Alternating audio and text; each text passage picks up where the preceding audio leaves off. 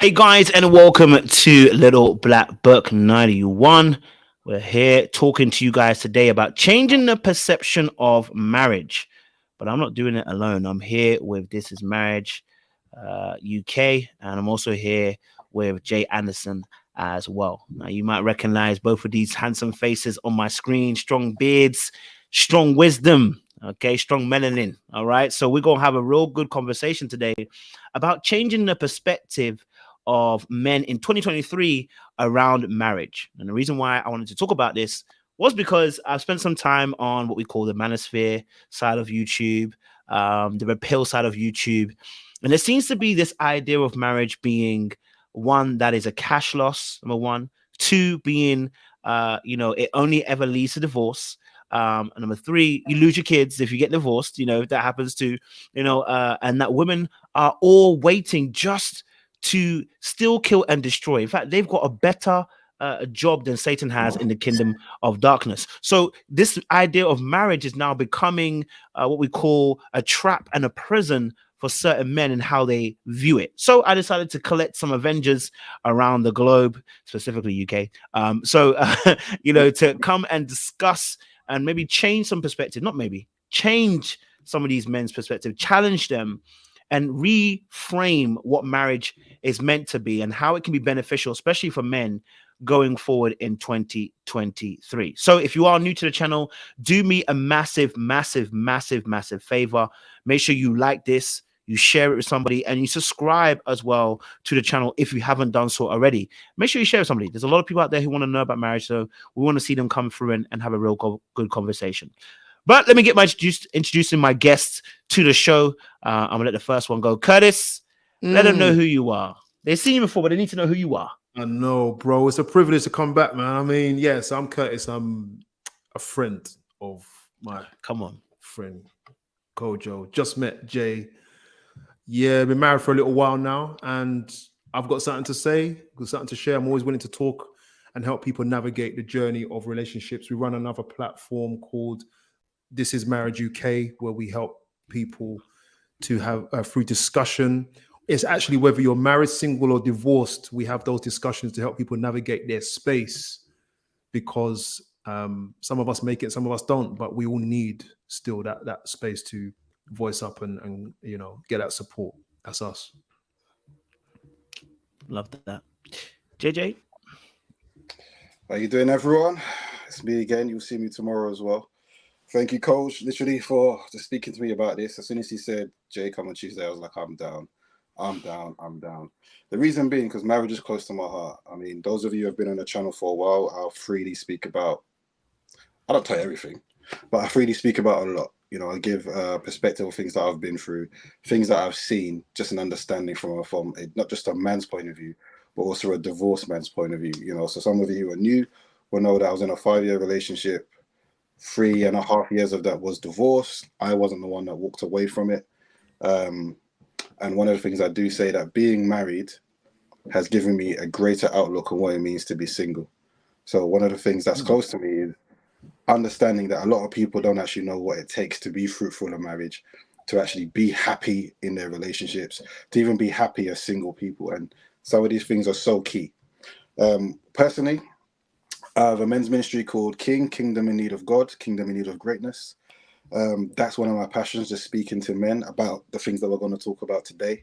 I'm going to start growing my channel, I'm going to start growing my space. So you're going to see a lot more of me, and I'm going to be fully fledged. You may get tired of me by the end of the year. You're probably going to get tired of me, but I don't care. I see where God wants me to go, and I'm going there. I love that, man. And the meme that says, listen, you get sick of me. You gonna get sick of me. You know what I mean?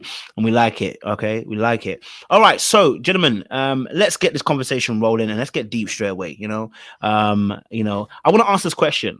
Okay. The question is, before you ever got married, what was your idea of marriage?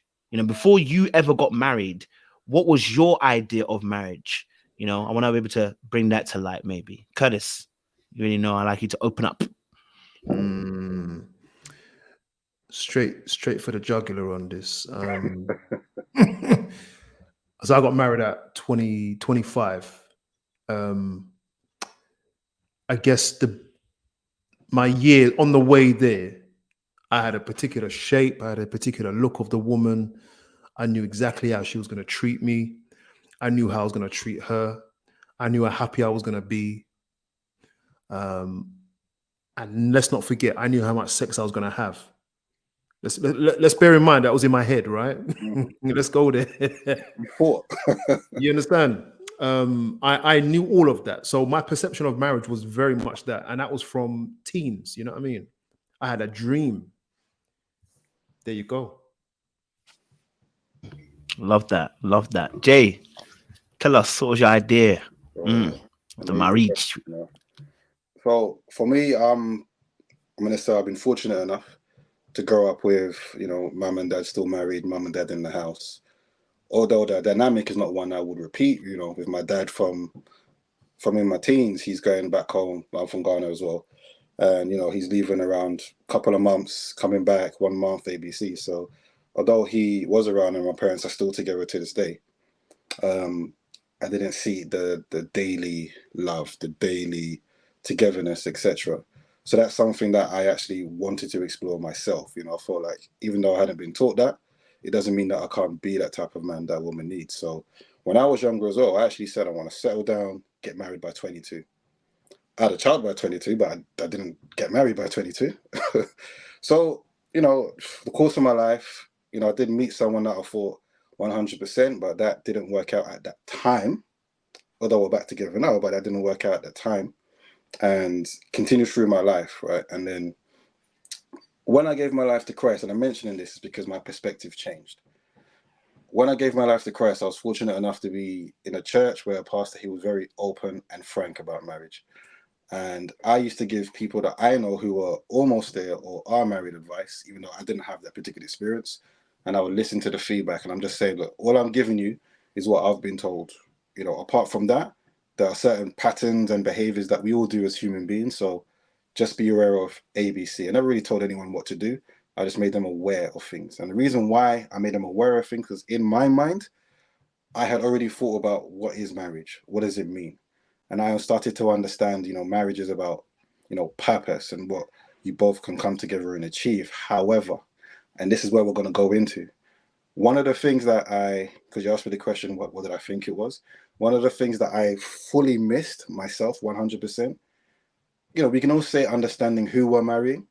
Some people are blessed enough to not think about that all the way before, when they do get married.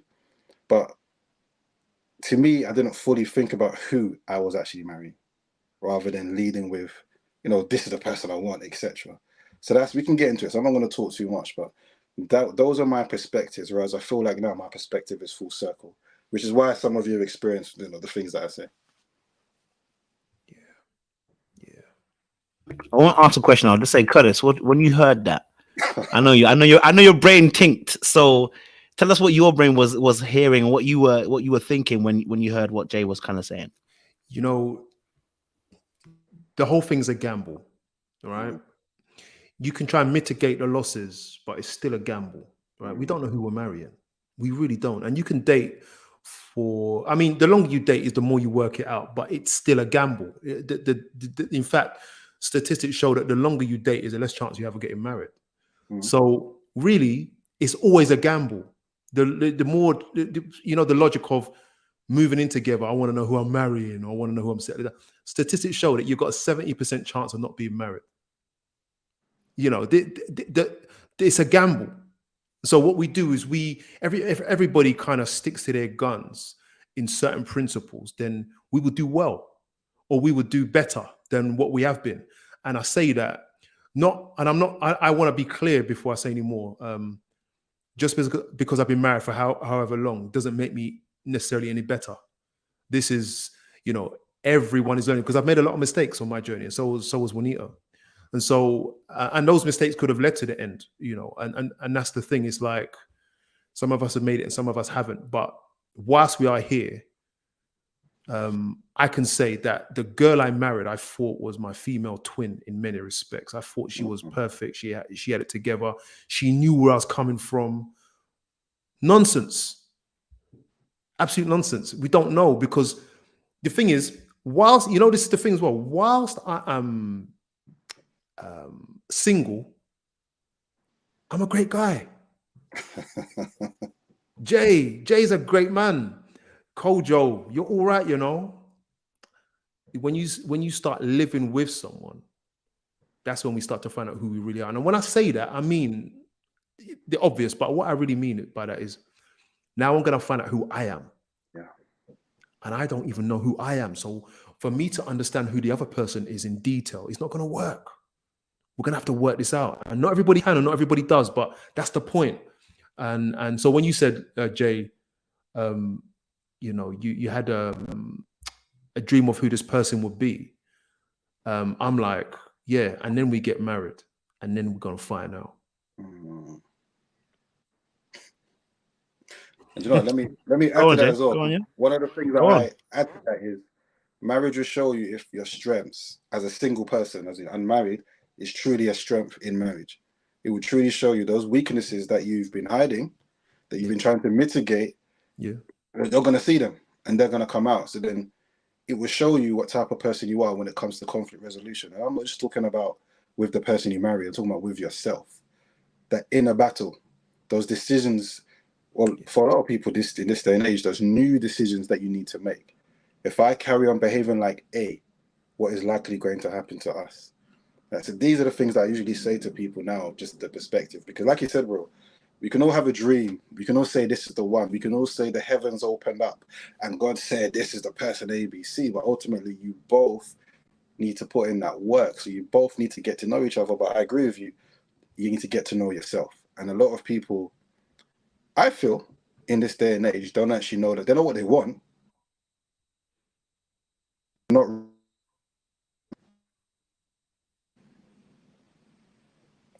Yeah, but you're saying they know what they want. They know what they want, but are they ready to face themselves?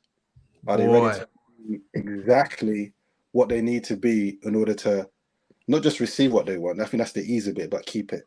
And I'll stop there because we can talk about this for about days. So I'll stop there. We keep going. I love the point. So you start speaking about facing yourself. So again, to anybody who's joining us, we're talking about reframing, restructuring, trying to revitalize how marriage can look. I want to say can look, and I want to say should look, because obviously marriages have differences within them. But we're trying to reframe that because there is often a narrative that is put on marriage that it's negative, it's cash loss, it's children loss, it's heartbreak loss. Everything is a loss about marriage. And there's something that you guys are now coming round to and talking about here in this moment, and you kind of mention it, is facing self. So I want to dive a little bit deeper into that, because I think a lot of times when these conversations happen, we often talk about the other party or the other person, but you're saying about facing yourself. Mm-hmm. Tell me more about this facing yourself then when it comes to quote unquote marriage. Then what do we mean by facing yourself when it comes to marriage? I know I'm kind of making it more layman's terms, but what do you mean by that, Kurtz? Me? I think it was Jay that said it. I know it was Jay. But I know. Cool. You know what it is? We were doing a series. By the way, if you don't know, I run a channel called This Is Marriage UK. And I just want to hats off as well, again, to Jay for being a Christian on this topic as well. So I appreciate that. It made me feel real good about that. We run this platform called This Is Marriage UK. We just finished a series which ran for about 3 months. It was a lot of work. 2 live sessions a week with different couples. We know a lot of couples. And there was one particular couple that came on. They were kind of a celebrity couple on Instagram and YouTube, right? And the lady said, I'm in this marriage and I'm praying for my husband because, we're not getting on. They actually split up for a little while and came back together. And she said, I'm praying to God to change my husband, yeah? And then she said, it wasn't working, right? And then she said, then I stopped and started to pray for myself. That's what she said. And she said, my marriage changed when I started to pray for myself. Now, my wife might be the problem, but I'm the problem. And this is tough because I think that looking at yourself in order for a marriage to work means considering carrying weight that doesn't belong to you? And do you have the humility to carry that? It also means, yeah, an injustice has been done to you. Not that you should take abuse, you know, but am I humble enough to just let this one go?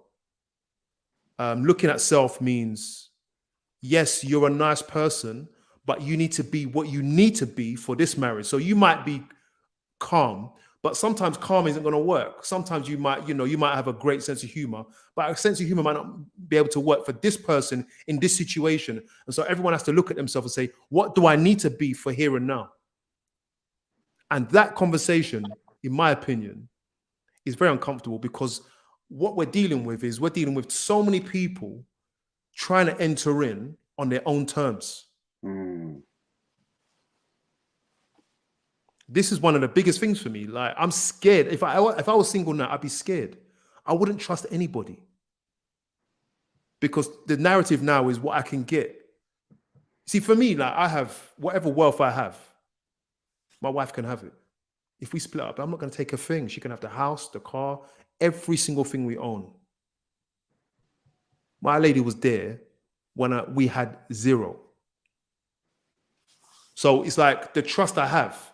I can't see that nowadays. People are coming in talking about, that's your money, that's my money. I don't have my money. And what am I saying this for? I'm saying this because people are coming in with their own dictates. It's like, that ain't going to run. You got to show me where that's going to run. Like, show me the stats. Show me the America's in a bad state. England's following suit, man. Like, I'm scared for you, because it's like you have to do the opposite. This is the like everything I've learned, right? I'm not going to hold it too long. Everything I've learned is like, I'm learning that it's the opposite. Like, it don't matter how nice I am and how much I pray. Let me tell you, them praying people out there, people who say they pray, let me tell you, marriage will ask you and ask your prayers if they're for real. Do you know what I'm saying? People are coming in on wrong terms, and it's like, I have to come in on a complete set of other values. I'll go into it in a minute, but bro, I'm gonna hand it over to Jay. You know, I've got a lot to say. You can carry on, you know. Before you hand it over to Jay, just want to say, can you just say that part again about the money situation? Because you see, just in case, me and Jay have said what we said, but they might not believe us because we ain't got the history you got. So I want you to say it again. What do you mean when you say, just quickly before Jay jumps back in again, when you say your money's not your money, what does that actually mean, though? But what are you saying, sir? What are you saying? So what marriage requires, is for everybody to mitigate failure as much as possible. Yeah. And that only works when you remove self. And if everybody is one, like, I have 3 children. I am one with them. I have to do that every day. Like, it's not like magic, you know what I'm saying? When we have our children, we hold them close because we want them to be a part of us. Do you know what I'm saying? So in order for marriage to work, I have to remove things that I already know are going to be a problem. So there's certain people I can't talk to. There's certain relationships I can't have. There's certain places I don't go because it means failure. So when we're talking about money, if we're coming in with a mindset of, actually, this is my money, this is your money. And I understand we have separate accounts, but my wife doesn't owe me money, and I don't count how much money we share. And the bills are paid. I don't care. Like, I was chatting to a guy, because I'm a social worker. So I was chatting to a guy, and he was saying to me, my wife earns her own money, but I pay all the bills, and I don't want her money. Do you understand the mindset? Like, he's like, I'm a provider, and that's it. And she doesn't owe me anything. And that's my point, is that money is ours because we're a team. And I'm afraid for people who think that they're coming in with the individual mindset. Let me say no more before I start preaching, bro. Jay, jump in for me, bro. I know that I asked 2 questions to Curtis. The first question was, just to remind you again, was what when you say facing yourself, what does that mean in terms of a person facing himself? And then the second question, obviously, again, was to do with the money situation. I know we spoke about it, but yeah, you can also answer that as well, Cap. I'll do the money situation first, right? So with the money situation, in case, because I know what people have been through in the chat, but one of the best advice if you do marriage counseling, when people talk to you about their marriage, and they're happy, by the way, is like Curtis said, mitigating the failures. Sometimes the failure isn't, the focus isn't really, okay, we've got this, oh, this has happened, woe is me, we got this wrong. Sometimes you have to, not even sometimes, wisdom is looking ahead. So the reason why when people put money together is because so no one can say, you haven't paid this, you haven't paid this. No, we're paying this together. That's why some people put their money together. If a man was to come and say, you know what, babes, I want to take care of everything because he can handle it, he knows, do you know what, no problem, I can. However, he also knows, you know what, if something, I don't know, if today, for some reason, financially, it's just not working, financially, something's gone, he's also able to turn to his woman and say, do you know what, babe, can you, this is about leadership, can you take care of ABC this month? Can you take care of ABC next month? Don't worry, in a couple of months, I'm going to return back to normalcy. That's the idea of togetherness, right? So then what leads me to the first question you asked about facing yourself. And it's funny because I didn't know fully the topic that we was going to discuss today. And this is one of the things that actually came to me earlier on when I was thinking and praying about it, right? Earlier on, I said, no, in fact, let me say this now, knowing who you are. So men, I'm going to say this straight. Are you a leader? I'll let that marinate. Are you a leader? And for the ladies, might be a trigger word, but are you a helpmate? These are the questions you need to ask yourself specifically before you start saying you want to get married, you want A, you want A, you want B. Because what I experienced this, right? And what people tend to do, what Curtis was saying, it's this is what I want. This is what I deserve. This is what I need. And what the other person needs is secondary. That's not marriage.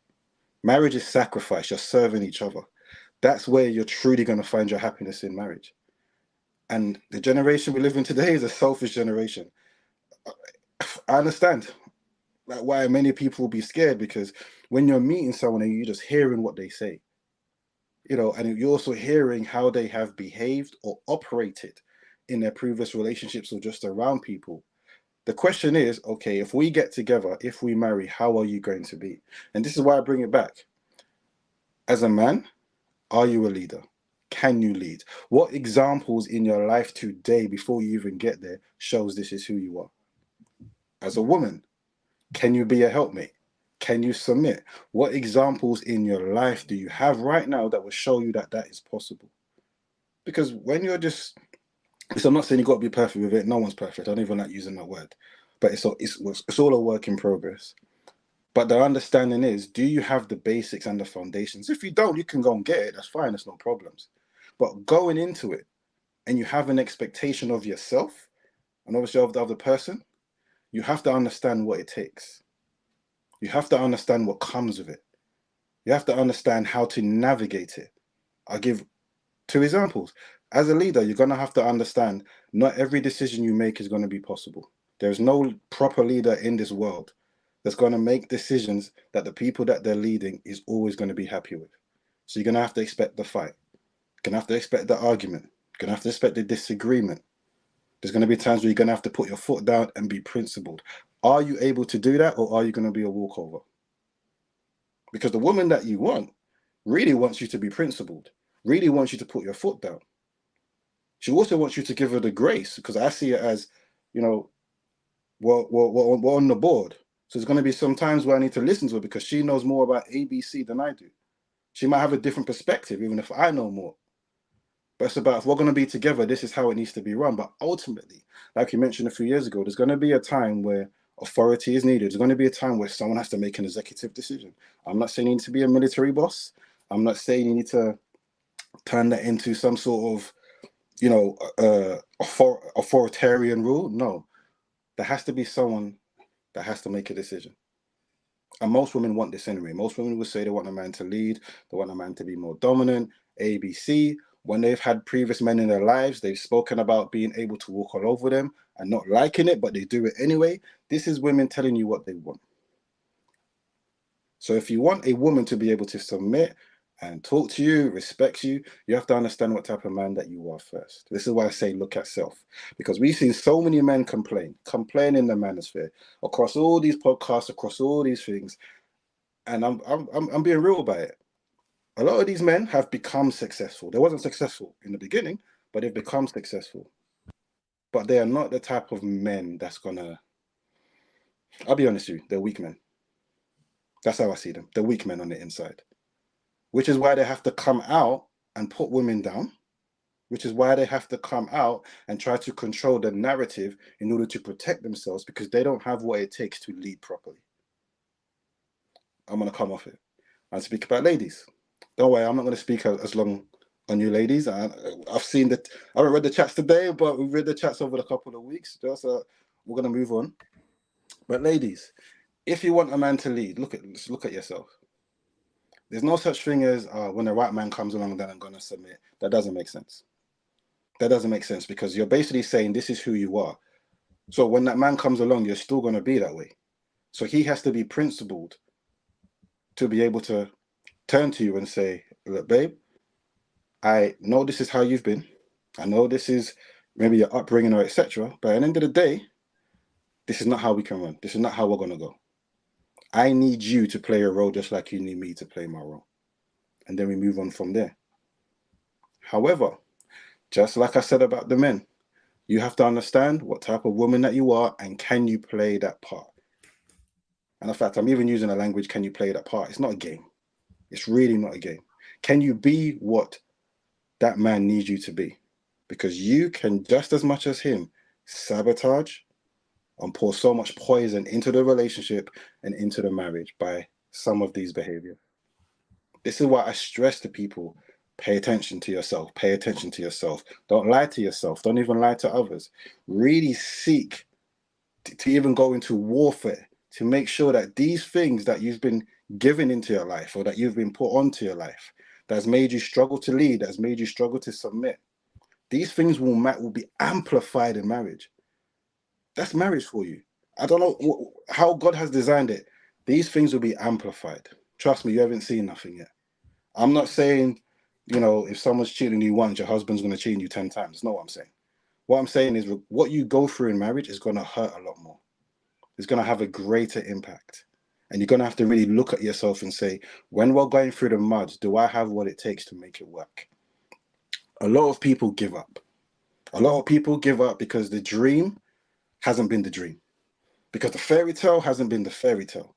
A lot of people give up. There is no way you can make a marriage work if it's so easy for you to run away, if it is so easy for you to not put in the effort, if it is so easy for you to give up. It doesn't make sense.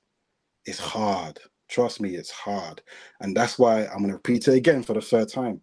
I really preach to people, pay attention to self. Because there are so many things that we do that is actually toxic that we do not realize until someone pulls us up. And then it's down to you how you receive it. And these are the things that I've seen with different people in my life. I'm a straight talker. I had to tell my boy the other day, stop making a mockery of God. Because in order to get his missus back, he was praying, he was fasting, he was talking to prophets, he was doing the most. But he's reverted back to the same behavior that he was doing and making excuses for it. I had to pull him up. I had to say, nah, bro, what are you doing? I remember talking to a female friend of mine, and I said, you and this guy are just as bad as each other. I was straight talked. She was angry at me for a good 15 minutes. And I said, what's wrong? She tried to say, I said this and that. I said, okay, let's go back to, this was over text and voice note. I said, let's go back to where I said what. So I can apologize if I said something wrong. She said, oh, it's here. Okay, show me where. I listened to the whole thing. I don't know what she was talking about. And I said to her, okay, show me. She went back and listened to the whole thing and said, do you know what? You're right. You're sorry. I didn't say anything wrong. It's just that she was triggered because I confronted her with the truth. There's a lot of people who haven't heard the truth in their lives. And relationships, marriage will show you what the truth is. But you have to be ready to confront it. You have to be ready to grab it. You have to be ready to tackle those battles together. Not against each other, but together. If one is struggling, are you there standing next to that person? Or are you fighting that person? Are you in the other room Are you outside? These are some of the things that we all have to deal with, that we all have to think about, which is what I'm going to say for the 4th time. Who are you? When things are great, who are you? When the going gets tough, who are you? Let me stop there because I can talk for days on this myself. Okay, Curtis, it's a mouthful. It's a mouthful. So you can pick out what you wanted to pick out that you want to add and address. And before I ask any more questions, do you know what? There's a couple of, as I'm reading the comments. What is a helpmate? What is a helpmate? I've got the questions. Definitions of it. I didn't want to call out names, so I don't know if they don't mind. But you know, let me just attack it from this angle. I am not a dominant person. It's not in my personality. So then, what would it mean to be a leader? What if my wife is a dominant person? What does it mean to be a helpmeet? I don't think I need to define what a helpmeet is or what a leader is so much. I would say, look at it like this. You both can't lead. Okay. And what does that mean? It just means that there's a level of humility that everybody needs to have in a relationship. But everybody needs to recognize their position in a relationship. I would say this. And so what I want to come back to that point. So someone made a comment, why would I pay half the bills if I'm a helpmate? I saw that.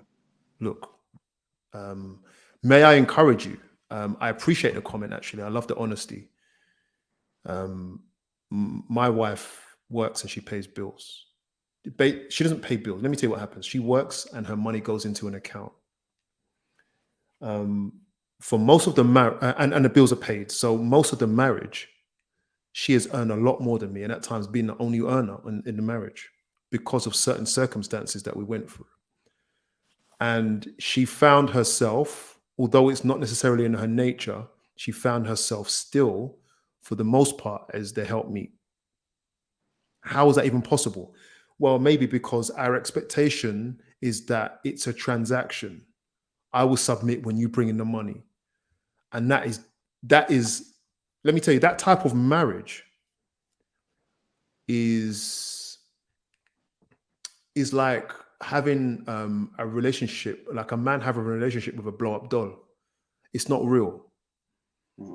So let's be careful about our expectations, because there's someone there, there's something there, but it's empty. It's not real. It's not about the things that you need to work this out. Let me explain. So what I don't want is, I don't want my wife to be there because I'm a provider. And what if I don't understand the nature of being a provider? Yes, I work. Maybe she earns 10 grand more than me. Can she still not be a helpmeet? The mindset is this. How can we do this? How can we do this? So I've chosen you. How can we make this work? Where should I stand so that we have the best success? And how can I empower you to be whatever we need you to be? So I'm a creative. So my wife has to make room for who I am. I'm wired that way. I have to learn from some of her disciplines, because she will say, well, get the pen and paper out and let's map it out. I will get the ideas and create the vision. And so what is she doing? She's finding her position to make this work. I don't need anyone to tell me what a helpmeet is. I'm going to say this to define it. I'm going to say, stand in a position that works for the marriage, both of you. And not only stand, but in the way that you stand. You can encourage me. But the way you speak and encourage me is key. You can't just tell me I'm great. You've got to believe in me and encourage me through your words so that I can stand in that position. That is marriage. That's tough, because it means that if you've been used to, and this is the case with a lot of black women, I'm sure probably mostly black women on the show, You've had to do mum and dad. You've probably never seen a father figure or had that. And so you have to stand in two positions at once. You're earning more than a black man. You're the second highest earning demographic in the West. You know that. So black women coming now, earning 60, 70K, coming to a man who's earning 28, doing his Amazon job. And I no disrespect to it because I've done it. Take orders from, support, help me. No, come on. You're in marriage now. Do you get me? You are in marriage. You are not standing over there by yourself. You're in marriage. Now it's our money. How do you do that? Well, why would I be a helpmeet for a man who can't bring in that kind of money? Your mindset's wrong because you want a marriage that works and works for life. Who wants to get married and divorced? Nobody. So stand in a way that makes it work. And actually, God has given us a level of directive here. God is like, let the man stand in front.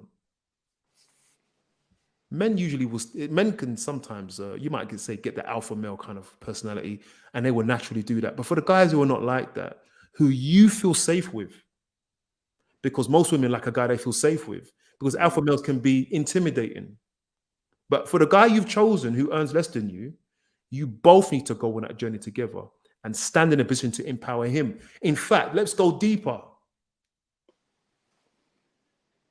Let's go deeper. I'm not here. For me, you asked me the question you asked us first is what was my expectations going in? This is how sex was going to happen. This is how much money we was going to make. This is how much houses we was going to own. This is how I will treat her. This is how she'll treat me. It's all in the bin. It's all in the bin. Let me show you what. I wish I'd came in and said to myself, I need to learn how to treat this woman. Our expectations are a massive problem. Now, in societies where there's proper structure, we have the greatest success. And in those societies, everybody knows their place. So the expectations are there from the outset. They're born married. We have come in with a set of expectations that do not work. So I'm saying now, after 22 years, I'm saying, I need to know who to be for you so that this can work. She's dead. I need to know. It's my wife. Okay, yeah. I should tell them, you know. I need to know how I can make sure that she feels safe. No one taught me this. I had to learn the hard way. No, I need to learn how to. She needs to learn how to make me, and she's learning still now, after 22 years, how to make me feel like I'm a king. That means a lot of observation, a lot more, like the scriptures say, listen more, speak less, a lot more arguments, because she is who she is. But she's learning that her position to empower me is her focus. And I'm learning that my position to empower her is my focus. But we can't stand in the same place. So I'm saying expectations. Look on the other side of the world and you'll understand. This is no joke. Like, selflessness is the way forward. I came in with self, man. I'm like, this is how we're going to do it. Nope, it's all in the bin. Because that's not how marriage works. Sorry, bro, you're going to say. No, yeah. I mean, I'm going to leave that there. How can we fulfill our dreams together? What's the vision? Yeah, lead the way. You want to lead and I want to lead. We're going to go which way? No, actually, this dream, you said it already, bro, Jay. This dream can't be fulfilled today, or it won't be on the table ever, because we are going somewhere. And this is where the humility comes from. Man, who taught me that? Blood and sweat, man. Blood and sweat. Let me shout out. You know, let me give two practical examples of what that may look like. There's many things that we can say. Like, you've been married 22 years, so you can talk for days about what that looks like right in your marriage, right? So I give two. So I have an accountant that's a friend, right? I've quite a few, but there's one particular one where he had to look at his career and say he needs to go back into education.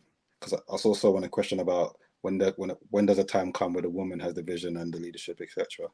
So what they agreed was his wife was to continue working, etc. Then he was to take time off to go into a study mode and make sure he passes.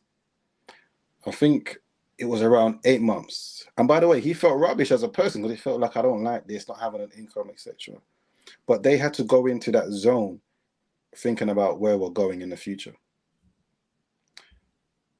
And then once he passed and he's flying, he's doing, he's doing amazing work. He said, baby, it's now your turn. What do you want to do?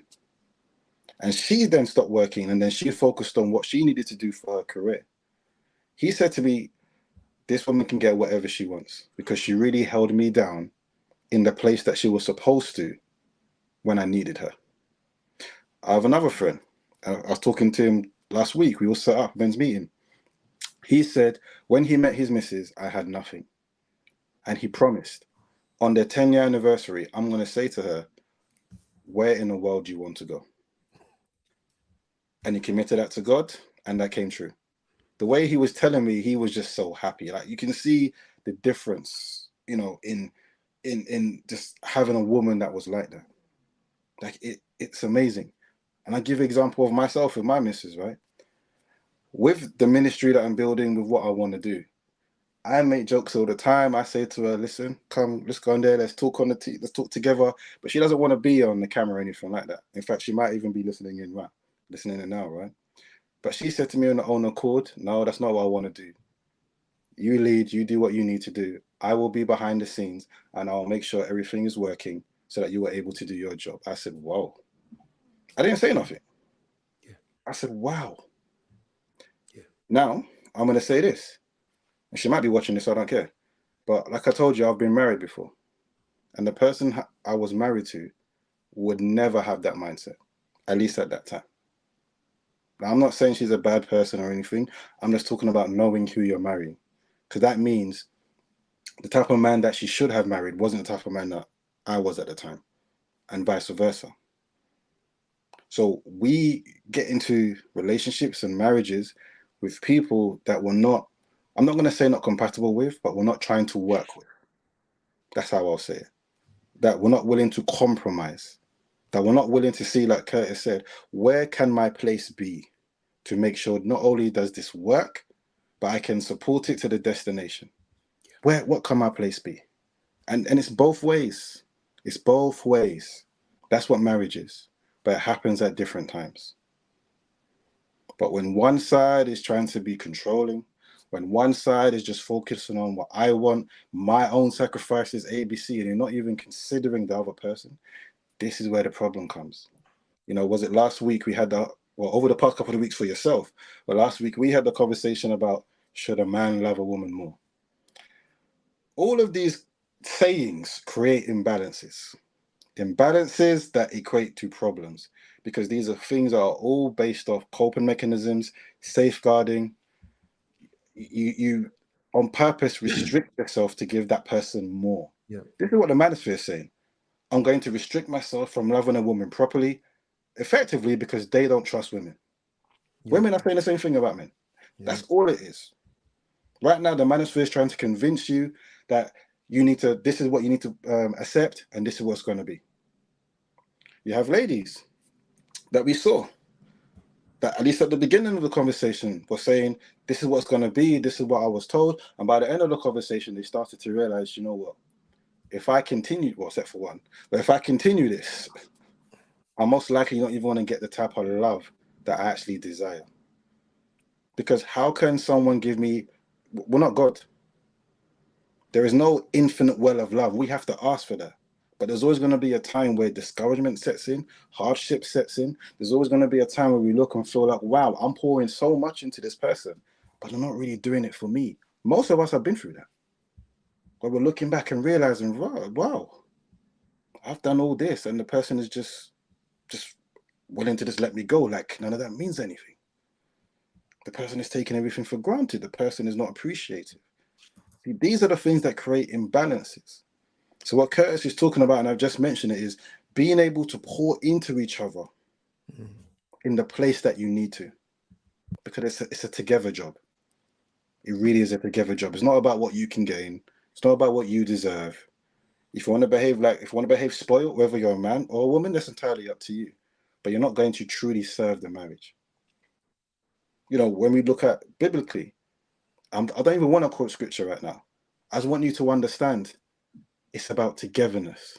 Yeah. Right? Understand what Jesus represented. Yeah. He wasn't about division. Right? Even the people who weren't the people of God at the time, what did he do when the Pharisees tried to question him about it? He sat with them. And effectively he said to himself, how can I support these people to get to the place that they need to get to? Check it. Am I lying? He sat with them. He rebuked the people who were of God at the time and said, hey, stop it. I'm not going to chuck these people away. I'm going to sit with them and talk to them. I'm going to support them. This is the place that I need to be. Think about that. He understood the different. There was a sermon that at my church, right, on Sunday. We had a guest speaker, and what his point was: be careful where you pitch your tent. Yeah. Be careful, because in the world that we live in today, we pitch our tents in places that are not going to build fruit. Look at my English. They're not going to grow fruit, because the seeds that it plants are not seeds that's going to get you to where you need to be. And yeah, these battles are going to happen. These arguments are going to happen. That's all cool. That's all. Yeah, things happen, right? People are going to disagree. People are going to fight. People are going to come from a place that's a place of hurt, a place of trauma. They're going to be, no, because I've never seen this before. Listen, it is better to be single and work in yourself than continuously make the same mistakes or continuously decide that you don't want to change. Because even the person who is doing things to cope, you're eventually going to feel that on the inside. That restriction is going to turn into poison and it's going to turn ugly. This is why I revert back to know yourself. As Coach said, manage your expectations. As Curtis said, it's a together job. Like, what do you want? There is no such thing as a marriage that is just about one person or serving one person. Another phrase, happy wife, happy life. No, happy both of you, because you need to pour into each other. That's what I say.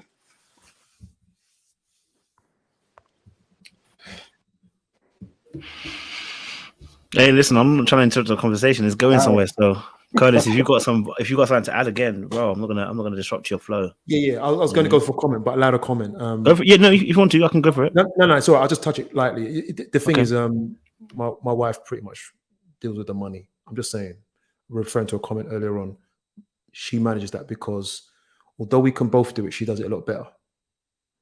I don't have control issues. Men don't have to manage your money. You just find your position. But the other point I wanted to make was it's sad because fear is our informer.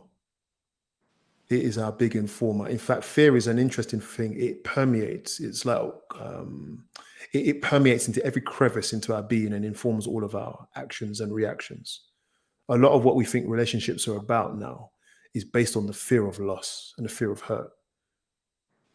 People are having sex with reservation. That's not what it's designed for. You're killing yourself doing that. We're entering into relationships. Forget the prenup. We're entering into relationships thinking in advance, with our mothers advising us, advising their daughters, have your own aside just in case. Like, what kind of advice is that for a marriage? Instead of informing you about how to have a relationship and how to choose wisely. Fear, this is the thing. I was doing some research on this a long time ago, and I've hit it back today, coincidentally. We wake up in yesterday. Like, everything that we are right now is an accumulation of what we have come from. Most of us haven't had dads. And if we have had two parents, they haven't been the best examples. So look at me as a product. What do you see? Now, nobody really knows me here. But the truth is that I'm a product of a lot of nonsense. So when I'm looking, and I get why people think like this, because a lot of people have been hurt, but we have put a lot of energy into protecting ourselves while simultaneously trying to be in love and have long-lasting relationships. It's impossible. It's like trying to build a house, adding 10 bricks and then taking 10 bricks away. It will never get built. And if fear is the informer and we've put all that energy in, where is the energy? And of course, people haven't seen, but the energy needs to be put into, how do I choose right? And how do I be the best I can be? That's where our energy needs to go. And that's scary. Because the truth is, like, it's a gamble. It is a gamble. What you do need to do is in order to be prepared to love and to be in that kind of reciprocal relationship. I wrote about this, actually. I should release the article. Is that you have to be prepared to be hurt and you have to be prepared to lose. If you really want this, you're going to have to put all your eggs in, but anchor your heart against Christ.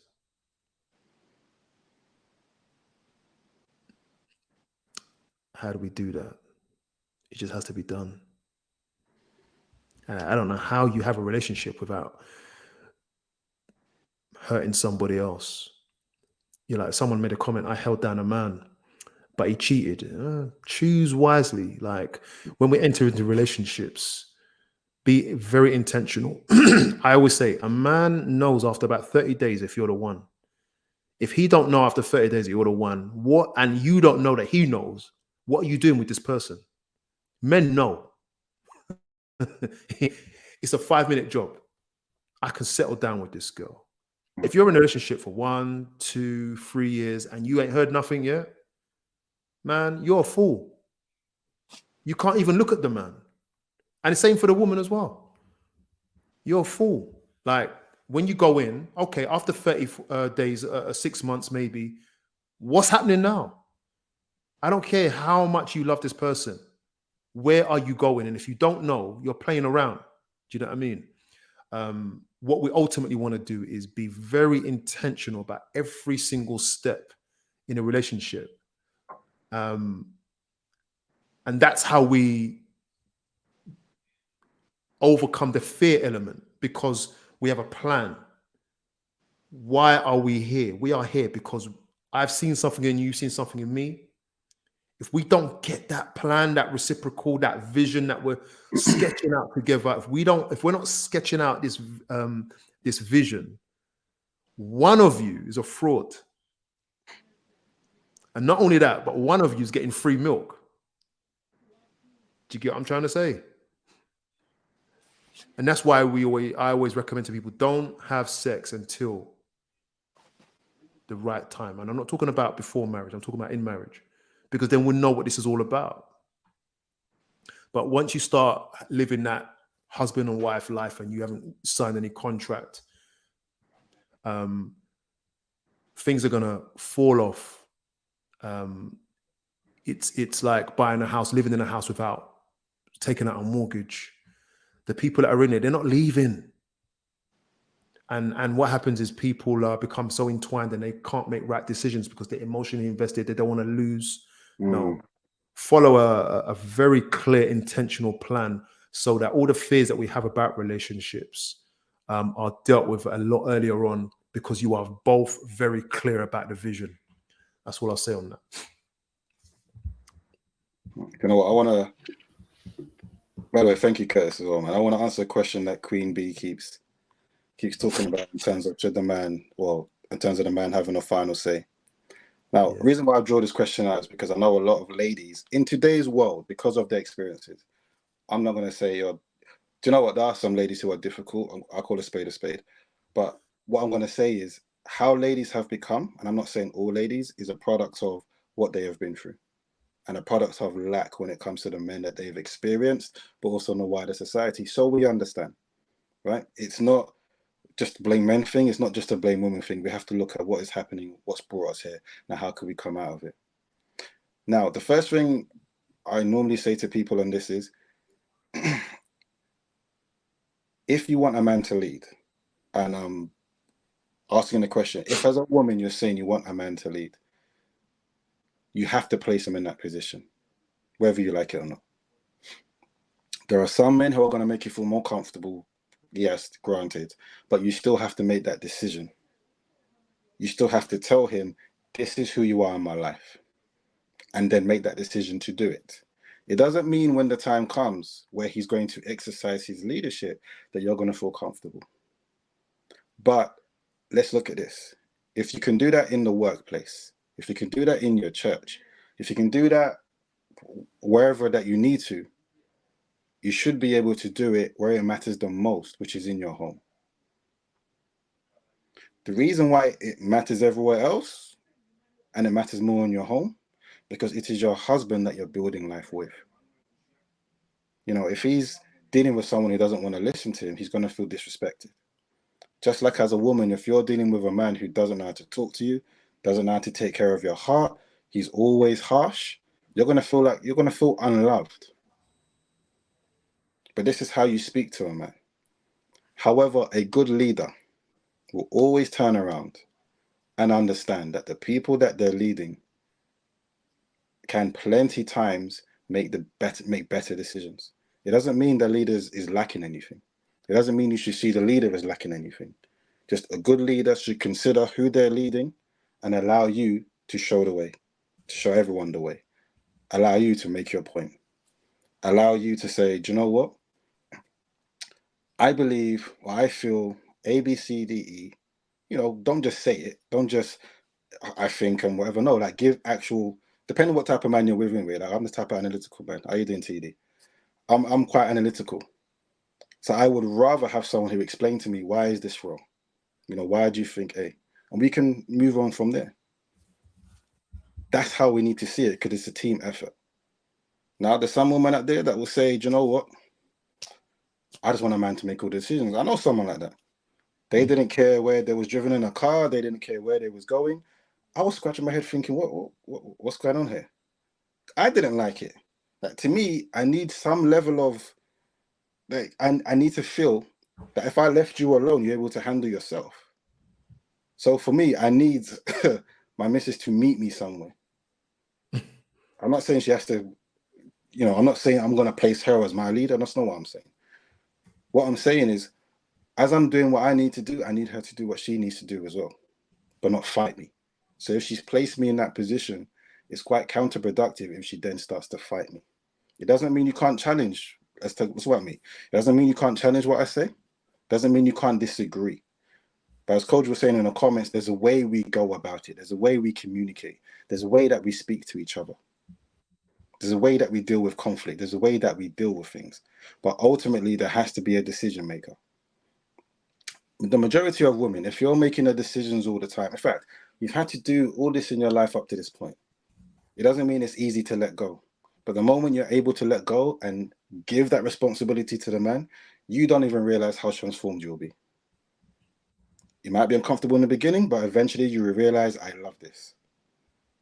Thank you, God, for sending me this type of man who can take care of business. Just like for a man, when he meets a woman who is giving him respect, who is truly supporting him, inspiring him, pouring into him just as much as he pouring into you. I've had so many married friends that would tell me straight, the reason why I married my missus is because she does that. And I don't believe... Because she what? Because she does that, what I've just said. One of my friends said to me the other day, if I died and came back again, I will go and find this person. I do not believe anyone else is for me. There is no way I would have been able to get what he said to me the past 3 years, because he's been ill, he's been dealing with other issues. That there's no way this is it. That I would be, there's no way that I would have got through what I've got through if she wasn't in my life. I said, wow. Do you know what? And it was her birthday the other week, and I had to go to her and I had to tell her myself, thank you for looking after my brother. Thank you for being the wife that he needs. And I know he's the husband that she needs, because before he realized, she was pursuing him anyway. But I had to say to her, you know what? Well, I'm going to not say pursue, but she was interested. Let me just give that there. But, you know, and I had to thank her, and I had to say, wow, because you don't hear that every day from a man speaking about his missus. So then, Sir Curtis, you're on mute. I was saying we need that ride or die spirit. There you go. Need that. There you go. So, wait, let's caveat, because we're also dealing with a lot of people in America. We're not saying if the man is leading you to hell, go with him. We're not saying that. No. We're not saying that, okay? No. We're not saying that. But just as much as you want him to be there for you, you need to be there for him. Just as much as you want him to go through things with you, you need to go through things with him. There needs to be reciprocal, not only emotional intelligence, but what I call emotional weight. As in, there shouldn't be a place of lack. He shouldn't feel like, wow, I'm always there for you, but you're not there for me. That can happen, by the way, because we all go through different things in marriages, but it comes with communication. But that shouldn't be the lifestyle of the marriage. There shouldn't be the lifestyle of what you're building. And this is why it goes back to, again, understanding self. Put in the work. There's no one that's going to be perfectly going into marriage. When you get married, it's still like, you're trying to be like this, but it's still, you've got your clashes, you're doing all sorts. It's going to take some time. As my bro Curtis said, after 22 years, still learning. But that's how it is. That's how it is, trust me. Just because I've been married before, that's great. It's given me a lot of wisdom, but ultimately, I'm marrying someone new. I will be marrying someone new. Ultimately, I have to learn this person. This person has to learn me. I have to take my understanding and see, does this work in our situation? And where we are, we then have to build from that. But this again, togetherness. And I keep saying it, man. But yeah, that's me done, man. Appreciate it, Jay. TD, welcome to the conversation. Listen, I like the married brothers up here. You know what I'm saying? Y'all left me behind and stuff. So, but the Lord telling me get a groove on. But TD, welcome to the conversation, bro. We were just literally chopping up about reframing the perception of marriage for men. But the question, the place of conversation got to a place where there was a question, and you actually were talking about it in the chat as well. And who has the final say? Because this question does trigger both men and women. On when I say both men and women, we see men obviously see it in a particular way that put the gavel down, and everything stop. We see for women too who've been in positions where you put the gavel down and everything stop, but there's no consideration of the other person as well. So we're asking that question from your perspective, and it's coming to marriage. I know you're a married brother now as well, so when who had the final say? Who's having the final say? This is what they're asking us. The ladies are asking us, Mandem, you're saying that you have the final say. Is that true? So I want to get your perspective as well. Cool. Thanks for the invite. It's a pleasure to meet you guys, my brothers Curtis and Jay Anderson King. I want to make sure I'm looking squarely in the camera. So who has the final say? My perspective or my conclusion, I mean, I'm new to the game of marriage, been married for a little over a year now. But my conclusion is that God has the final say. And I'm hoping that the audience doesn't take that as a cop-out kind of, oh yeah, God has the final say, of course, but who is it between men and women? I think one of the things that is very easy to do in marriage is have a mindset or a behavior of let's put the Bible aside and let's hash it out between the two of us. And at the end of the day, the assertion that the man is the head comes from scripture. So it's not really about the man, but it's about God's ordinance for marriage and what God intended marriage to reflect, which is the relationship between Christ and his church, and in that sense, it's purely biblical. It's purely theological. It's God who has the final say. God has given the responsibility to the man to lead the home, to direct his house, to lead.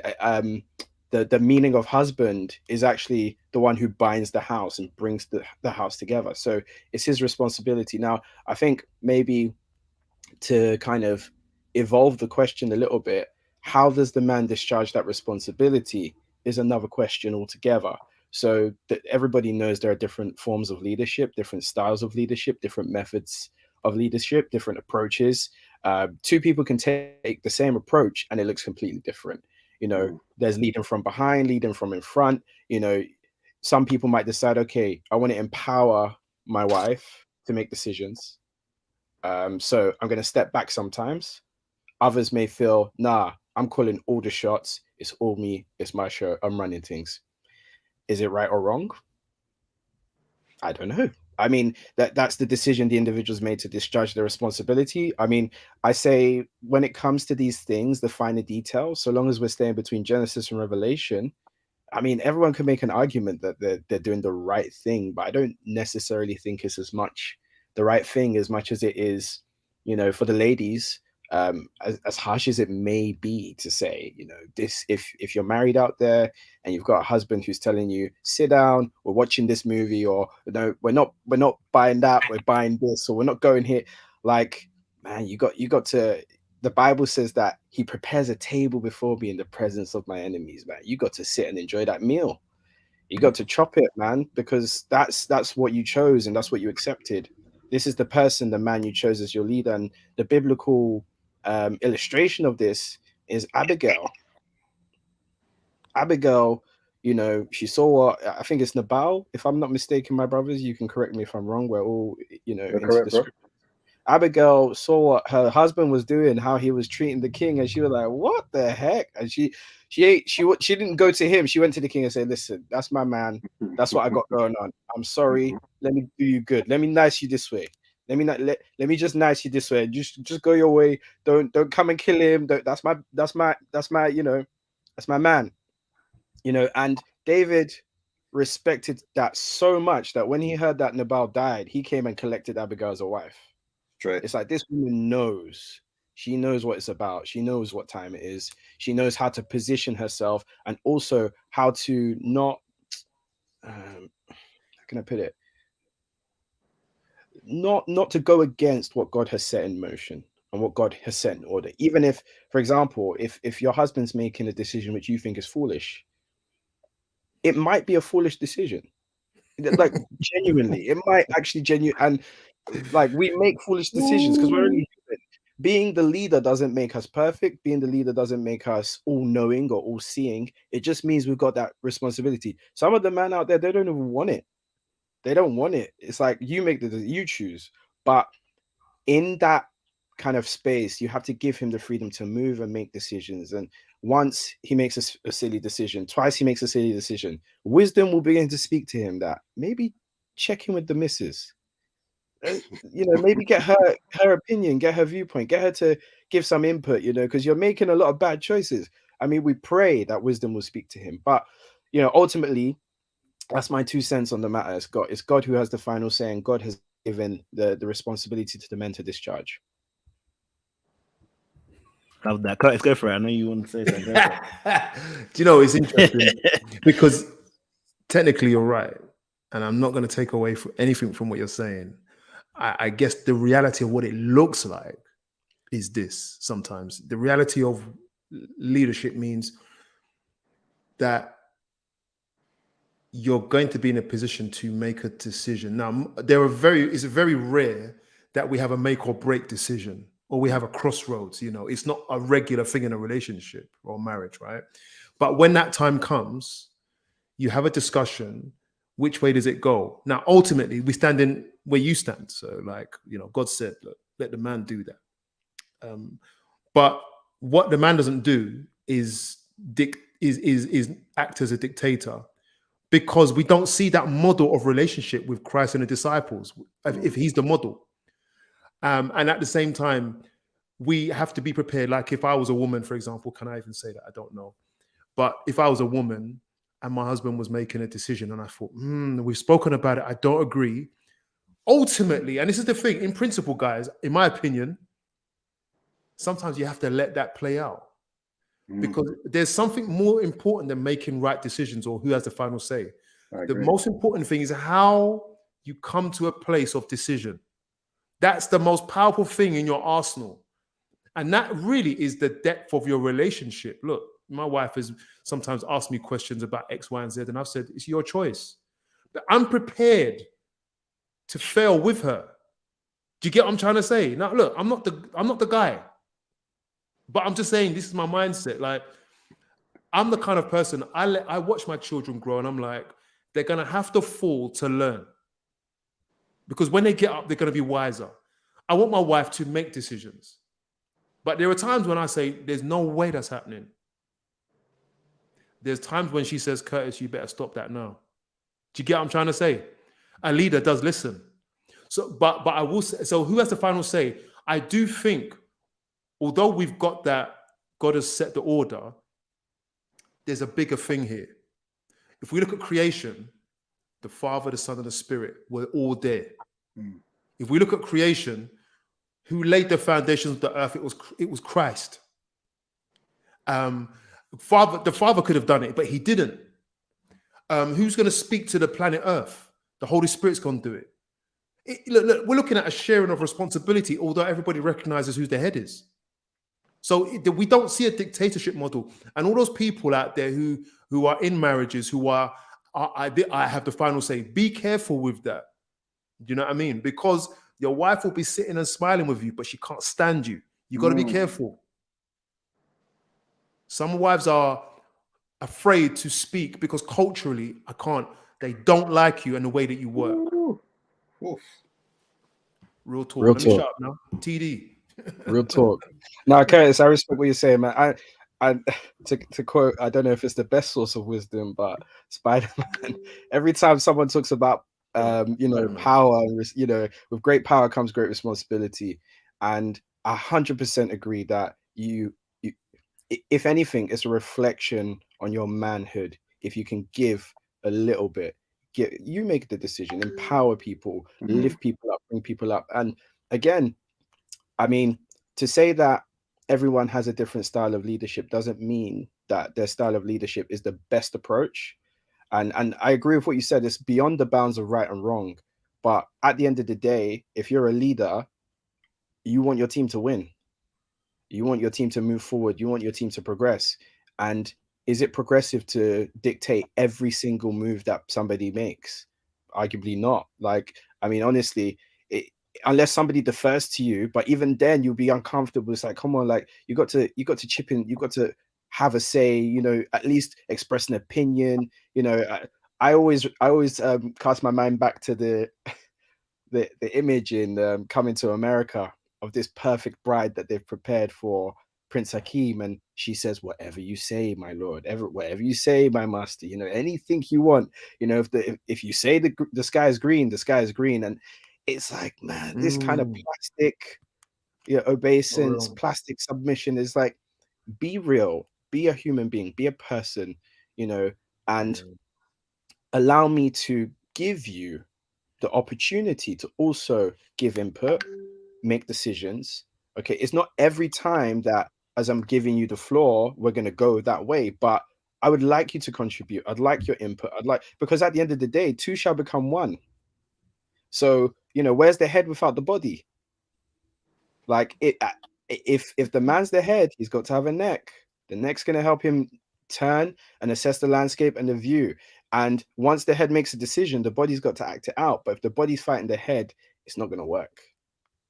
It's not going to work. And I think the only reason I always start off trying to refer to the biblical position, just it's like neutral, like that's the starting point, that's the benchmark, and we build up from there and we define it from there. I mean, I was new to the conversation, so I had to just preface whatever I was going to say with that.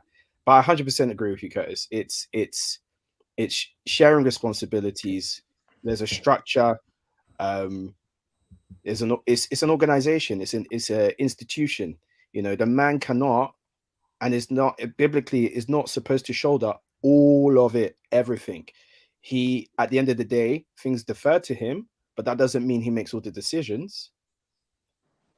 At the end of the day, yeah, God has given him the responsibility to lead, but he can discharge that by saying, you know what, I'm going to let my wife choose this, and I'm just going to see what happens.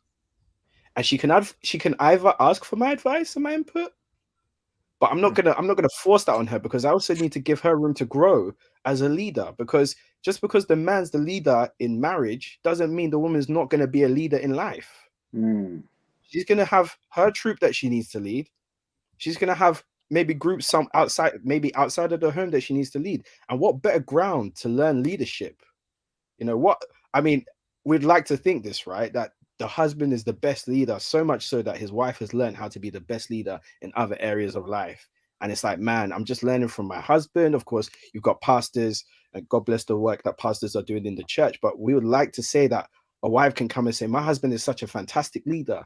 Not every time the pastor, not every time my father, because yes, they are leaders, but the husband's meant to be a great leader too. So we pray for the day when wives can say, my husband is such a great leader that I just take after his example and I just boom, I know what to do. I know it. Sometimes he just let me run the show for like 6 months, and then he'll step in and say, oh, you know, we would like to hear that, because it shows that, you know, or at least it shows the right picture, or the best picture of what God intended and ordained. I love that, man. Okay, Let me we're talking let me some even, big sense up in here. let me even add to that as well. Like, for everyone in the chats, you know, thank you for, you know, for just doing what you do, man. We all love it, and I hope you can understand that we have made different points, but we're all saying the same thing. And it's the three of us, right? And Coach is not saying anything because he actually agrees with everything that we're saying. So let's say there's four of us, and we're only just four men. But we pray that you are able to meet men who think this way. Not just think, you're actually able to meet men who are able to do. Right? So that's another thing. We can all think, but being able to apply it is the task. That's quite challenging. And I also want to say that, you know, the Bible says we are made in the image of God, right? So we are equal under God, but we were made differently for different purposes. And this is where it reverts back to knowing the place that you are to be in to give the best when it comes to that purpose, right? And the reason why I mention that is because of the society that we live in today, allowing a man to lead, allowing a man to make the decision, allowing a man to make the final decision doesn't mean that you are any less of who you are. Doesn't mean that you're any less of a contributor. Doesn't mean you're any less of an inspiration to him. Think about that. It doesn't. He shouldn't treat you as you're not any of these things, by the way. Don't get me wrong. But for yourself, it doesn't mean that you're not worthwhile. It doesn't mean that you're not useful. Simply because a proper man would appreciate, as I said earlier, right, that I experienced a woman who just wanted to just be there, and I hated it. I didn't like it. I've said, nah, not for me. Most men are going to appreciate their woman being able to contribute, say things that are worthwhile. You want to, the same way as women will look, you know, you want to look up to your man and say, wow, like God has really come through for me. Like, my man can really lead. He is really that man. And all the noises that you ladies make. You know how it goes. A man wants to be able to look to his wife and say the same thing. Like, wow, like, my wife is really the one. Like, she's really that woman who really is just riding for me. She really wants us to do well. And she's truly playing her position in the way that I need. Like, that's, you know, that's, I don't want to use the word transaction, but that's the transaction. That's how we get to true happiness, true peace. You know, that's part of laying the foundations. And by the way, you should be able to discuss these things even before you get to marriage. You should be able to suss someone out and actually have these conversations to understand how the other person thinks. You know, because there are times, and it's not 100% of the time, trust me, but there are times where that person will tell you how they actually are going to be without actually realizing they're telling you how they're actually going to be if you was to marry. So you don't miss it. Don't ignore it. Don't sweep it under the carpet. I started off this whole conversation at the beginning saying, you know, understanding who are you married. Some people will tell you, if when things go wrong, this is who I'm going to be. You know, I'll say for myself, and I say this to everyone, I'm open book, right? My mistake that I made, and this is a question of leadership, right? Was in my mind, I was just saying, it will be well, it will be well, it will be well. Maybe, you know, if I do this, maybe if it will be well, don't worry, etc. Okay? But proper leadership would have made me look at the situation and say, okay, if I went into this, or if I started this business, if I joined this workplace with it being it, and it never changed, would she be able to get to where we need to get to under God? That's the question. It's not just because I want to do it, let me do it. A lot of people make that mistake. You know, for a lot of guys understanding, oh my gosh, marriage today, a lot of people are making decisions based on how they feel, based on their desires. But when you break it down to the foundations, when you break it down to what are the rewards, what are the consequences, are we truly going to be one? Are we truly purposeful in our togetherness? Do we even have a purpose? I'm not saying everyone needs to start a ministry together. What I'm saying is, when you come together, who are you as a couple? Agreed. That goes under the radar for so many people. So I'm not surprised why people can be together 10 years and then get married and then divorce after 1 year. Because the question is, did you truly have that togetherness in a purposeful way under God? No, or was you just coasting? Was you just enjoying? Was you distracted by everything that's going on? Or did you even put the idea of being married before purpose? Question. Right? Some people can meet 1 month, 2 months, 3 months. I'm sure we all have friends who have done this or know people. And they can be married and they can just, oh, there you go. Because for 22 years, right there. And just know this is it. Why? Because purpose has gone into it. Yeah. And it's not purpose that we've made up of thin air. This is God-given purpose. Like, as I said, it doesn't mean you need to have a ministry. That might not be real. Even if that is the case, it might take you time to get there because you have to build. You have to build. Because whatever you're building shouldn't be at the expense of the marriage. I think the Bible was clear on that. It shouldn't be at the expense, because your marriage is your first. Your marriage is your first ministry. Yeah. That's right. Okay. It's about building together. Where are we going? You know, someone, I can't remember, it was a while ago, but someone mentioned in the chat. I'm going to hold you to 30 seconds, Jay. I'm going to hold you because we've got a time limit left now. So I'm going to hold you 30 seconds, bro. Finish up in 30 for me. I'll be quick. Someone mentioned in the chats about a married man looking wealthier, healthier, etc. There's a reason for that. You know, because he's in a healthy marriage. He's in a marriage that breeds wealth. When he is not, he looks ill. Same like a woman. When she is not, she looks ill. So the question is not only how did we get there, but what can we actually do to come out of it? And for a lot of us, it starts with us making the decision to marry or be with that person in the first place. I'll stop there. Thank you, Jake. Listen, there's a lot going on. We've got last like 15 minutes. I don't know if the audience have any questions they want to ask in this section. So the panelists can begin to answer them. If there's any questions you've seen in the chat, boys, as well, that you would like for us to address, that'll be good as well, because I think there's I'm sure people probably got some questions they want to ask you guys. But this has been a great conversation so far, and I'm looking forward to more of these conversations. But the way you guys are addressing some of the topics, is powerful. We want to be able to readdress how marriage should look, and key things here. We're not looking for dictatorships. We're looking for partnerships within that, and different partnerships require different styles and different methods at different times. I think what TDJ and Curtis have shared, hopefully, that as men come across this as well, and ladies also too, what it does just begins to just help people be able to have a different mindset. We're not asking for anyone to be dragged. And that's why I like that question at the end, towards the end there, where you guys are talking about who has the final say. I think it's easily triggerable for anybody on that subject, for both men and for women, based on what they've gone through. And I would love to just tie in some of the stuff that you guys have said. I think ultimately, going based on that last question, I think, when I spoke about this before, there are different leadership styles, and TD was saying there's different leadership styles. So we're not asking everything to be autocratic. We're not asking everything to be, authoritative in your decision making. There is a time and a place for that, but it's not. Majority of the time, it's not authoritative in your action. There is a time for democracy in your leadership. There is a time for coaching in your leadership. There's time for transformation in your leadership. You know what I mean? There's time for laissez-faire in your leadership. Do you know what I mean? It's time for bureaucratic leadership. There are different types of leadership, and good leaders know how best and when to use those types of leaderships within their marriage.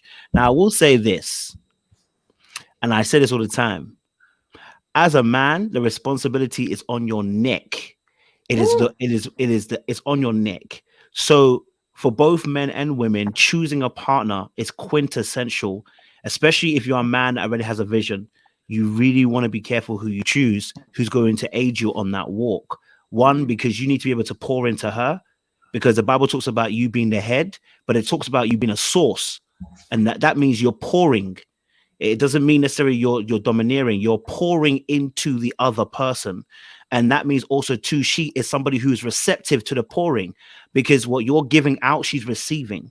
So it's important to know who you're choosing as a partner. If she can't receive you, we don't need to be in that situation. And that's what we're talking about. I think sometimes I think myself and Jay were talking about this on another panel last time, that being very careful. Now, it wasn't even Jay, it was with the men's of America. And we're talking about this, that when we talk about leadership, you know, as a man, before you even get married, you are looking for somebody who is agreeable. I say agreeable does not mean they agree to everything you say. It's an energy, being agreeable, right?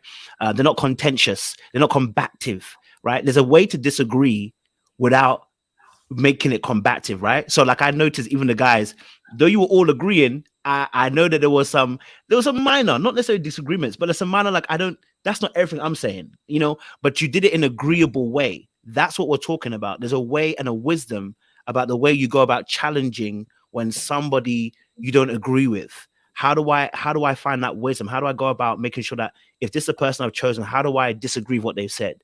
And I think that's also very much important. That's why Abigail in the Bible, as you mentioned, TD, is very important, because she did tell us that her man is mad. Yeah, she told us that her man is foolish, but still, that's my man. I'm gonna stick beside him.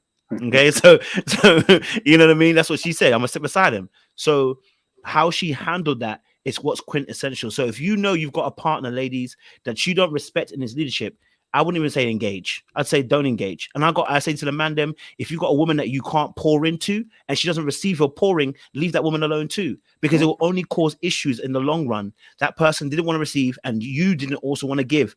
There's no point. It's not going to be a great relationship for you. And so I think, you know, for those ladies too who are talking about helpmate and who's a leader, etc., leadership looks in different ways. But the most important thing is, does that person lead in love? You know, I always say to the man, them, does that person lead in love?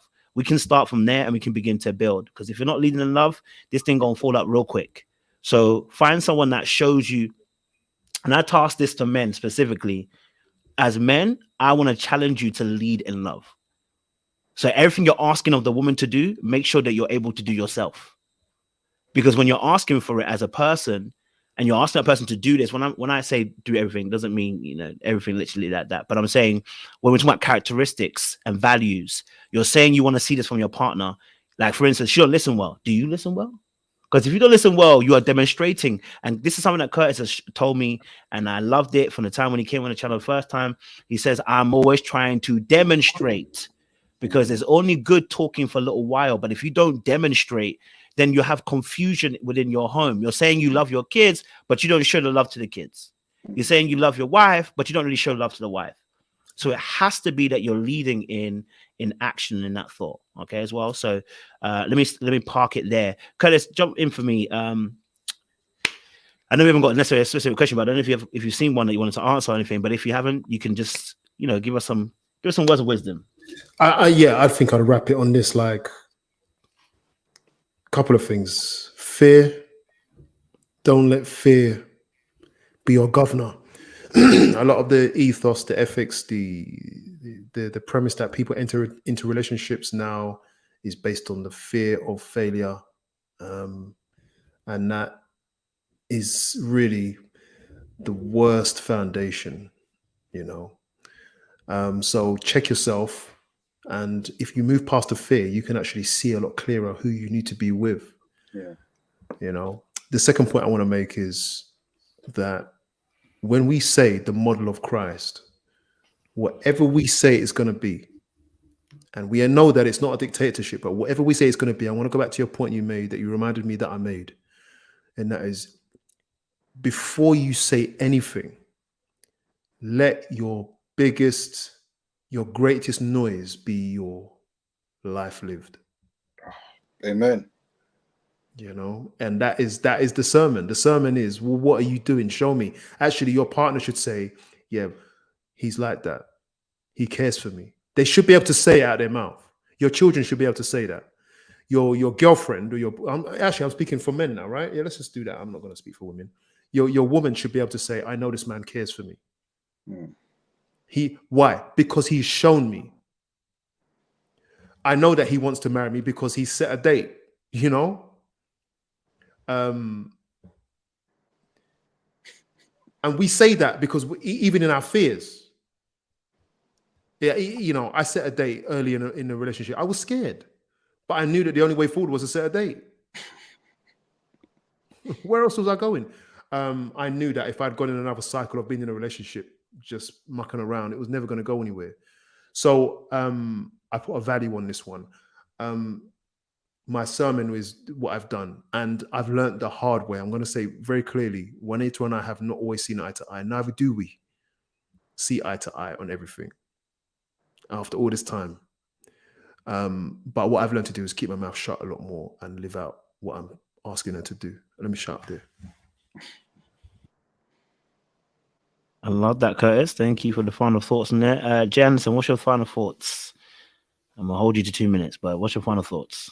Well, to everyone who's experiencing that fear that could be attached to resentment, bitterness, anger, hate, all the things that, you know, come into the same box, right? Let's call it fruits of the enemy. It's definitely not fruits of the spirit. I can speak for myself as a brother and say to you, I went through those periods of time when I got separated, you know, and it wasn't even towards her, so to speak, but it was about the situation. And I started to say to myself, in a very negative way, I can't trust women. I can't trust women emotionally. I can't trust women mentally. I can't trust what you have to say. I don't care. Maybe I need to be different. Maybe I need to be this way. Maybe I need to be that way. But what I was forgetting at that moment in time is who I needed to be in Christ. Because when when my wife would come along next, right? I had forgotten that, hold on a minute, but I need to make sure I'm ready for her. And I can't be ready for her by carrying all of this. So I had to go into prayer. I had to go into fasting.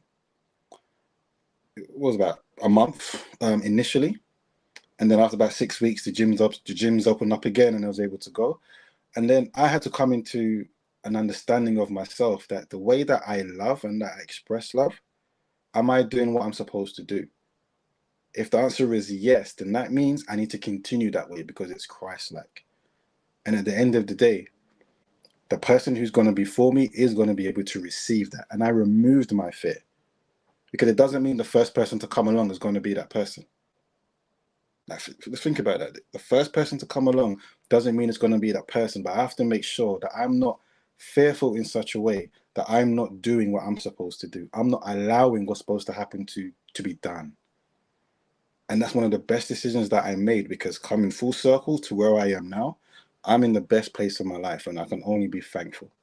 I can only be thankful for the lessons that I have learned and being able to put that fear aside and just express myself in a way that is able to pour into the woman that I am with for her to be transformed through that love. I wish you can come on here and give you an appraisal, because I always ask you these questions because I need to understand, am I doing my bit correctly? You know, but as far as I know, we're not perfect, but I am. And that gives me an understanding of, okay, Jason, how can I be better? How can I maintain? And and that fear is gone. Like, my trust is in God and where he's taking me. So my fear is gone. Yeah. Love that. Fear is in God.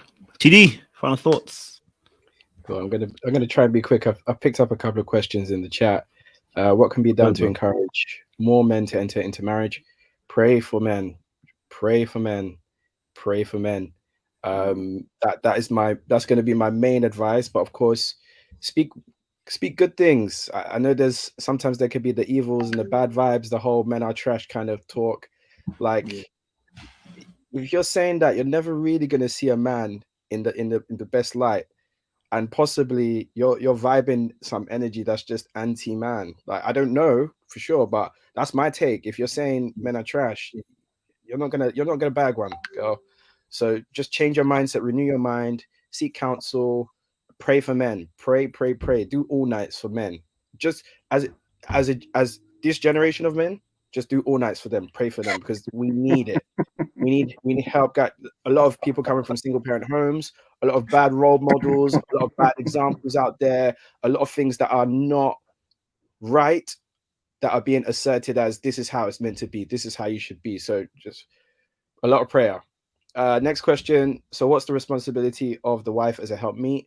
I'll refer you, do right by God. So search the scriptures as to what the biblical picture of that is. Do right by your man. So communicate with your man, ascertain what his personal needs are that might be removed from scripture, and hopefully they'll align with scripture. If anything's outside of scripture, third thing, seek counsel. Always have a third voice that can speak into your marriage, that's trustworthy, neutral, and governed by the word of God. And I think that's it for the questions. And my final thoughts: we are just trying our best to be like Christ, the servant king, and I emphasize that moniker of Christ because he was the servant king. He served and he led. He served and he ruled. He served and he governed. And that is what he will do when he returns. And as men, it's a tall order. It's a really tall order. But so long as we live by that standard, we can't go wrong. We cannot go wrong. And ladies, give us time to grow into the men that God has called us to be. Support us in the journey. I like what Jay said. It's a journey. God has brought me to where I am today, and he will take me all the way. It's not about me. I ain't doing this, because if I was doing this, the ship would have sank a long time ago. You know what I'm saying? We are in Christ, and we have to stand on that foundation and that identity. The Bible says that no other foundation can man lay than that which is laid, which is Christ Jesus. So we need to stand on that foundation to the end. And sisters, stand with us. I'm going to leave it there. Appreciate it, man. Oh, men. We appreciate your wisdom today, man. And I think we've started a good thing, to readdress the culture. I feel like, we should never be absent from the culture.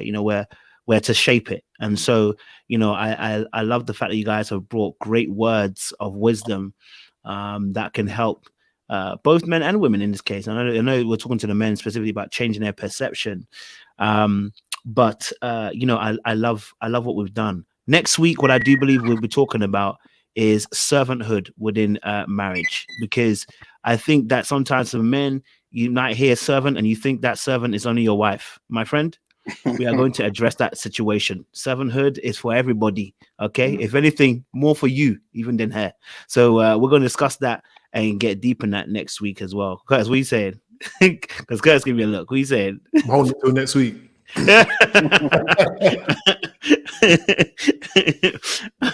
But listen, thank you again, Curtis, for running and joining us today as well. You're from This Is Marriage UK, isn't it? So let me get everyone to let the audience know where they can find them, where they can interact with them, and keep up with the good work that they do on their particular end of the spectrum. So Curtis, you can go first, Captain. Yeah, you know what? I should have put it in my title, but I'm not. That's me. You're good, bro. So yeah, This Is Marriage UK on Instagram and YouTube. My Instagram is loaded with discussions of this nature. Loaded with so much from married couples, divorced, single, whatever, you name it, helping us navigate this thing in the faith. And it is, for me, life. So yeah, go there. Thank you so much for listening tonight. Love that, Curtis. Jay? Yo, my Instagram is, as you see it, J Anderson King. That's my personal Instagram. I also got a Kingdom in Need of God Instagram as well, which I'm going to start posting on. That's my ministry. I started, before this, I was a ghost on social media. I'll post once every 2 years, and coming out of the situations that I've explained, I said to myself, I'm going to follow my purpose. I'm going to follow what God wants me to do. It's something that's been with me since 2017. I remember the day it was given to me. And the moment I started is the moment I met Kojo. We explained it 2 weeks ago, how we met. And so I'm here to stay. You're gonna see me. I posted for about a couple of months, and I took a considerable amount of time off. I just had to reset. I just had to restructure, and I'm back ready to just offload and just really speak. Allow God to speak through me more specifically rather than myself. So, follow me on Instagram. You're gonna see a lot from me on there. I'm, gonna see me also post on my own YouTube as well. All of you guys are also going to be on it. I love this conversation. This to me is amazing. But what I'll leave with is in how things need to change. And we have so much about, 5 reasons how to avoid a narcissist, 5 ways, how to avoid a narcissist, 5 ways how to avoid a controlling man, 5 ways to be everything, avoid everything negative. But we're not hearing enough of, 5 ways how to be the type of wife that man needs.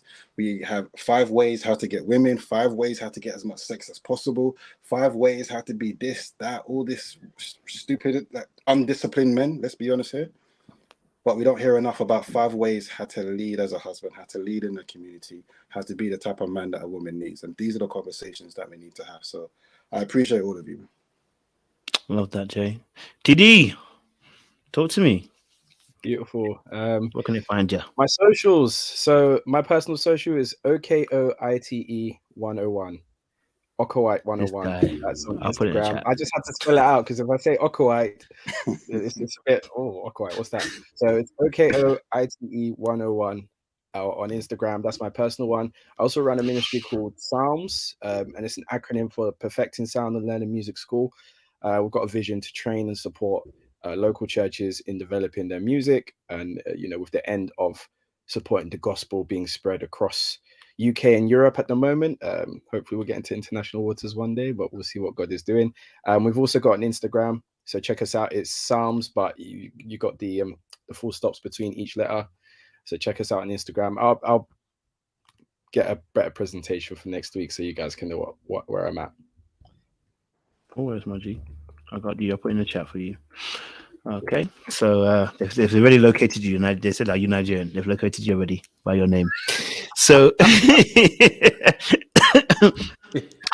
the grace of God, may they also know that you're for Christ the same way they know their name. Hey, that's how they look at us. Yeah, me. So, no, but listen, boys, it's been powerful. It's been amazing.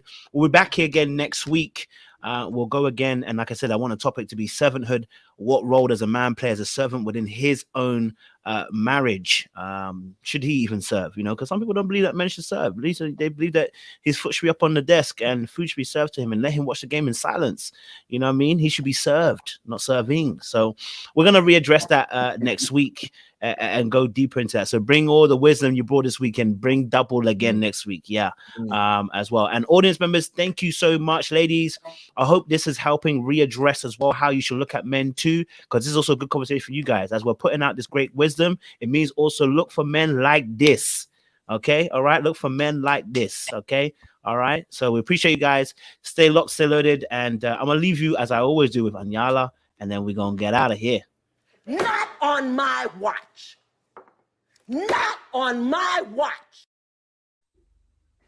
It speaks to my soul when she does that, because you know what? Not on our watch. Okay, you have to know that we're gonna do things proper here. Yeah, we appreciate you guys. Stay locked. We'll see you.